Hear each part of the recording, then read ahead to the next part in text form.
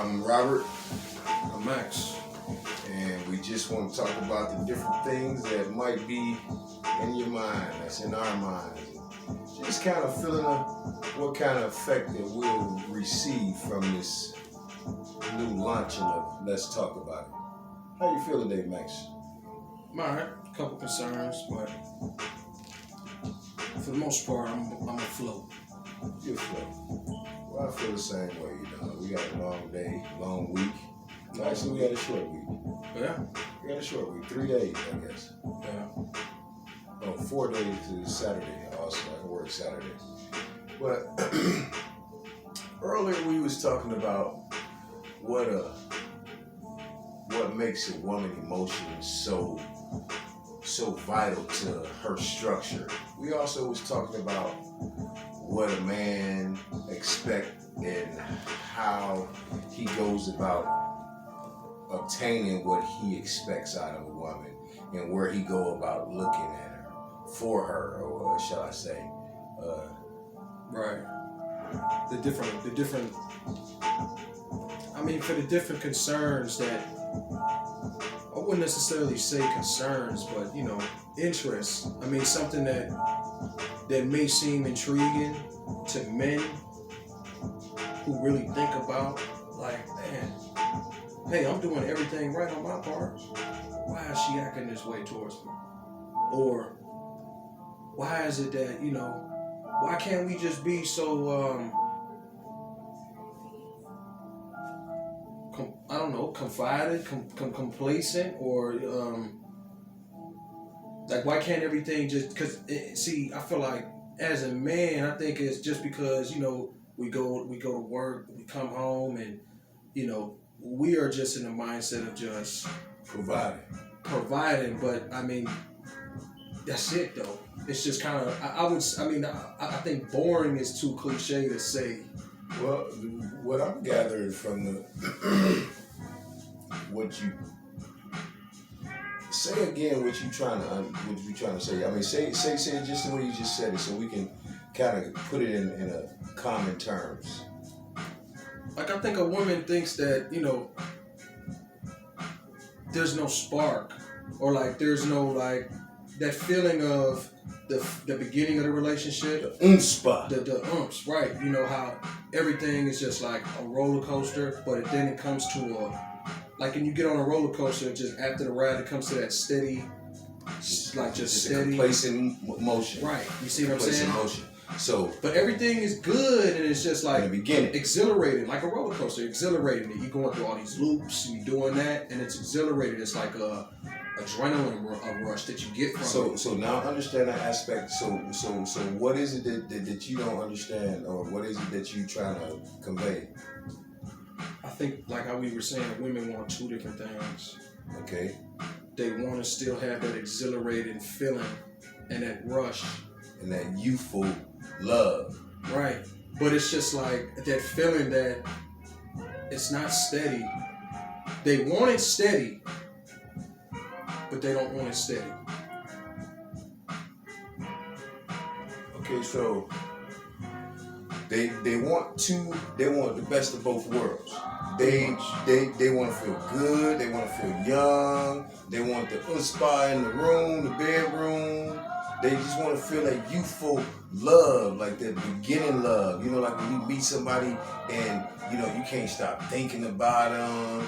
You think about the stuff that you want to do and what you're going to tell them. You call her 3-4 times throughout your day at work just to say hi. That kind of unspa, that love, you know what I'm saying? Or that longing and desire, you know what I'm saying? Or you can call it an infatuation. Because I was once told that relationships only start becoming more clear after 30 days, almost like a probationary job. Because now they get to learning you, or they get to learning what you will put up with, and now they know that they got you, or think they got you, and you start being a heathen. Most men, and a lot of women also. Okay. So, I mean, how can you get the best of both worlds if you don't invest the time to really? Like, that's like the couples who stay married so long. Like, you meet couples that are married for like, I don't know, 20, 30 years, but they've been married. Now, see, I think it looks good on the outside. Everybody has problems that they deal with, but Right. I mean, there's got to be some things that I feel like maybe those two individuals have just accepted each other for what they are. And that's another thing too, is being married that long to somebody and having given them all your devotion as a person, as a human being. You know, it's a thing that an older man told me. I said, man, how do you stay married for so long? He said, well, son, I'll tell you. The first thing is to understand you'll never win. So you never argue with what you love. And if what you love is about you and your well-being, regardless how many arguments you let her win, you let her win. Mm-hmm. Because the moral of the story is, and I was listening to the man, and he talking about let her win a damn argument. What if she wrong? But he said it don't matter. Mm-hmm. Compromise. See, right? You never win. But he said compromise. Right. That's what he's saying. He's saying compromise and learn to put the ego of a man to the side for what you love. See, a lot of men, even a lot of women out here today, they feel like, you know, I would like to have somebody that's about me, that want to help me shine my jewels, like I would help them shine their jewels. I would like to have someone that knows how I like my coffee or how I like my steak. If I go to her house or she come to my house or we come home, I come home to her or she come home to me, whatever the case may be, that love, that you know, that continual compromising, that continual recognizing and redeveloping understanding for what you love. See, if you love someone, sometimes you gotta let them go. If they come back, you might love them a little harder or you might have some resentment for them. But it's up to you to decide if this individual or if this person is worth putting that spot back or giving that person a new look at you every time. You know how women put on different wigs and different makeup and all this? Right. They remaking themselves up every day. But as a man can take his ugly ass to work, come home, make sure things is a man. Right.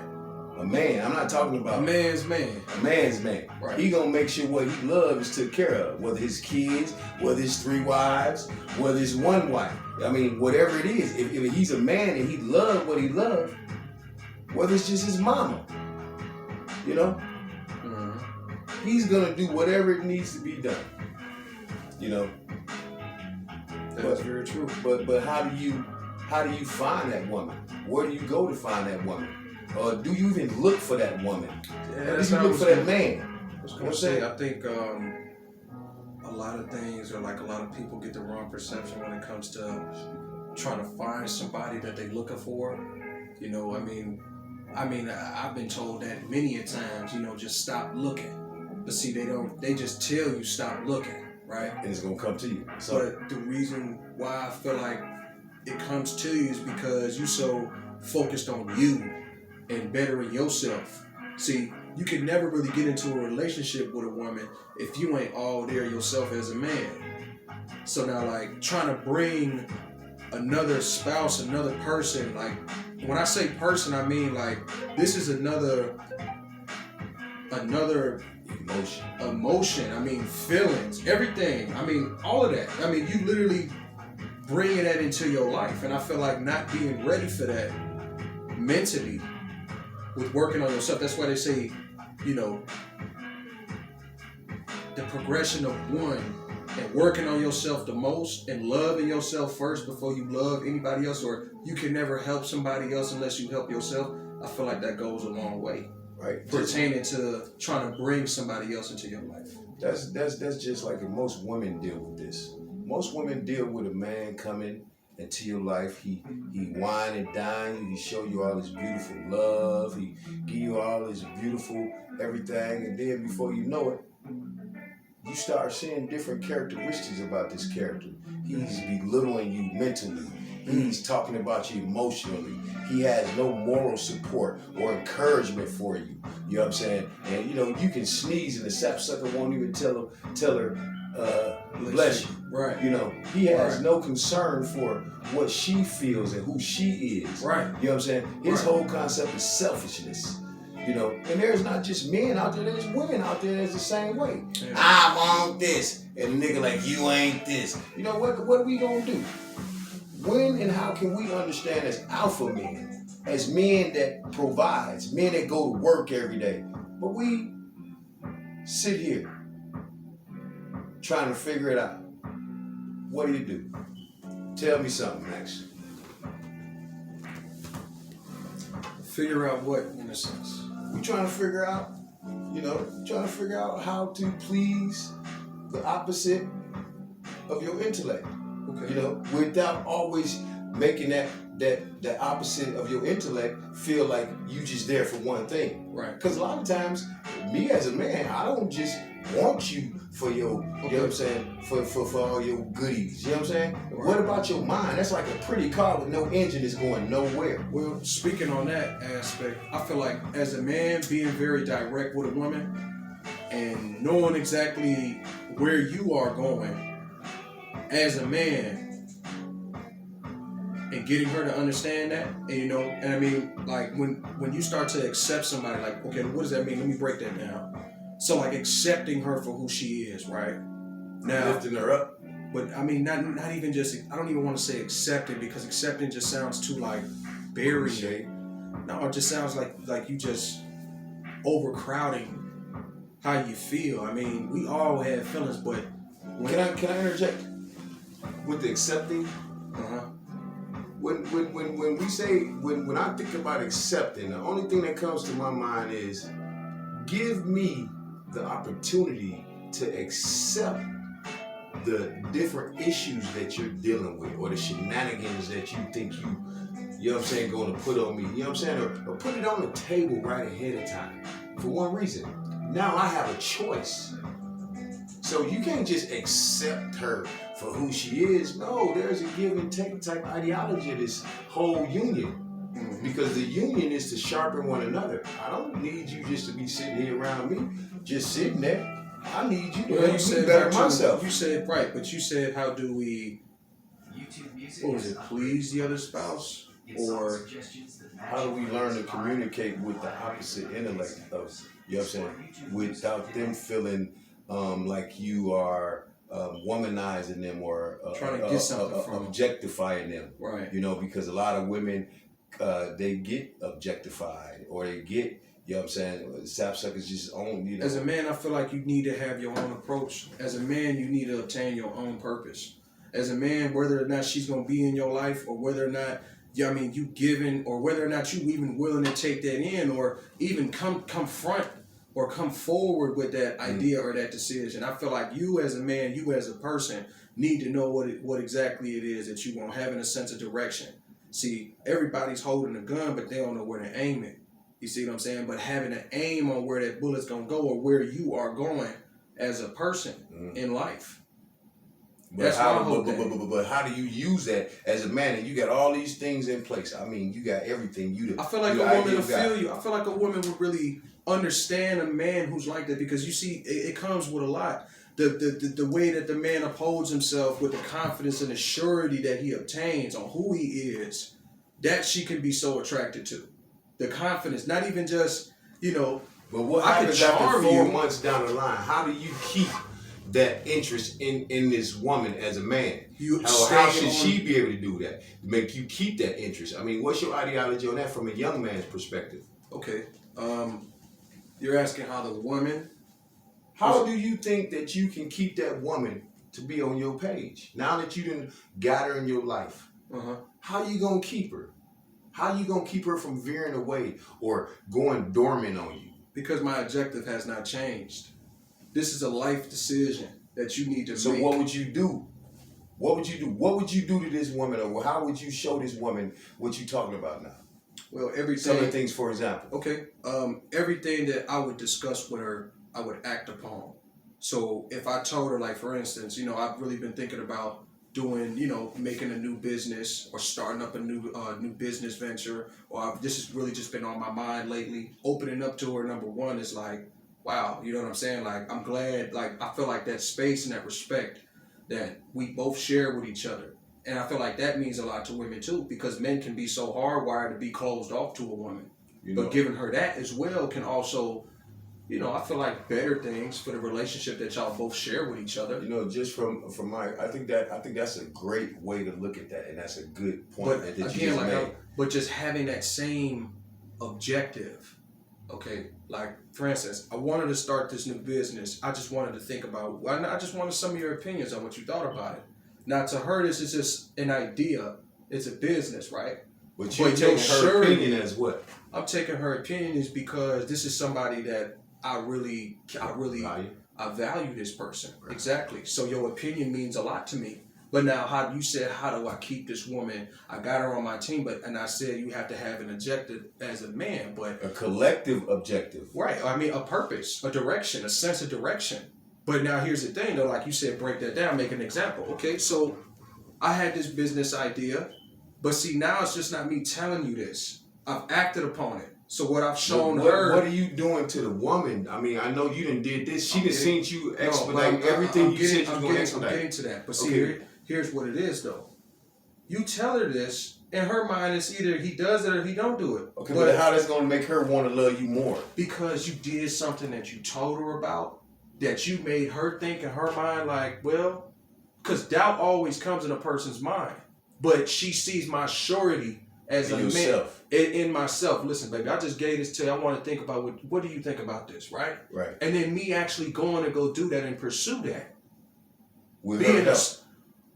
Well, I mean, a collective would be nice, but I'm talking about that's as the purpose. man. You were asking her. For no, but you said, how is she gonna keep me? How am I gonna keep her? What are some of the things? Let me give you an example now, because everything you said is true. Because I ain't talking about coming home and being intimacy and all that stuff is good. Let me finish. I mean, that's 100% factual. But what I gather from what you said, Max, is that first of all, including that woman into your endeavors, and taking heed and considering everything she says about your new idea and your business venture. Acknowledging. You know what I'm saying? Right. Now, she agrees with it. You was looking for that surety from her, and you go ahead and you expedite it. It's a success. Mm-hmm. Now, you done used all your time away from her to make this a success. Mm. And she's still rooting for you, but she's at the fort, rooting, and all your time is going towards all these other different ventures. How do you keep her in your graces, or keep her wanting to, you know what I'm saying? See, that's what I'm getting at, because a lot of times I found myself, I'm half your age, I'm double your age, okay? So I found myself always putting that dollar first. Or always putting my own selfish desires first. We're still, man, like, okay, a motivational speaker was saying one of his things on like how he was married so long, is like he had just tell them about that. I'll be right back. Like a routine. Grab me one of those. So like as a routine, one of his rituals was when he came home from work, and he saw his wife, he would always make it a big deal to see his wife. He would always just to keep that spark and to keep that connection, to keep everything the way it is, because we don't want the relationship to go south. We want to keep everything. We want to have interest in each other. That's a very good question to answer.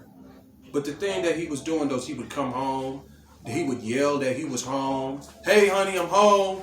And the first thing the both of them would start doing is running towards each other. And this is something that they used to do every day. Just to have that connection. They give each other a hug, a big kiss, but just that literally dropping everything and running towards that woman. Now, when I saw that and I heard about that, I really thought to my mind, like, man, I don't know. But then again, I mean, you can't be so judgmental. Come to find out, it works. I'm sorry about that. You saying something works? Yeah. Well, something about judgmental. How long you want to let this go for? Just for a few more minutes, because we're gonna close out. We gotta get our closing ideology, and we close out right now.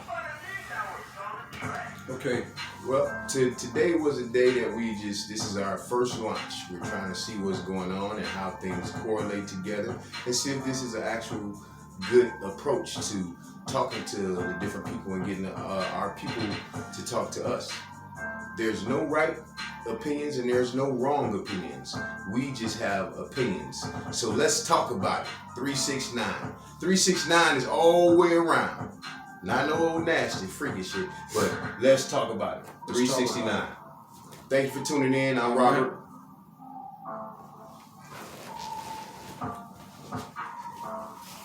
You just want to hear yourself talk, motherfucker.